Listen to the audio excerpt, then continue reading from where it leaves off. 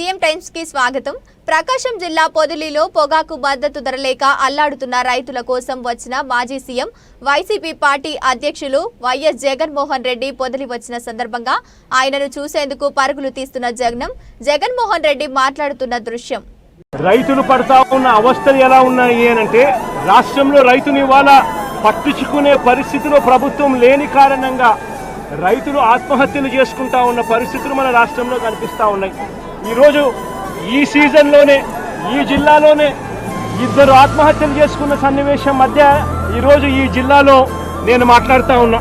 పర్చూరులో ఒక రైతు చనిపోయాడు. గడిచిన శుక్రవారం కొండేపిలో మరొక రైతు ఆత్మహత్య చేసుకున్నాడు.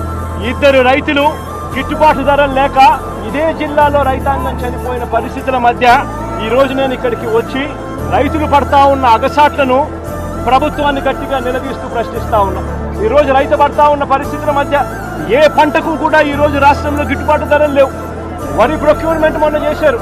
ఏ రైతులు తీసుకున్నా కూడా కనీసం 300 రూపాయల నష్టానికి రైతు ఎంఎస్పీ కన్నా తక్కువ రేటుకు అమ్ముకోవాల్సిన పరిస్థితిలో ధాన్యాన్ని రాష్ట్ర ప్రభుత్వం కొనుగోలు చేసింది.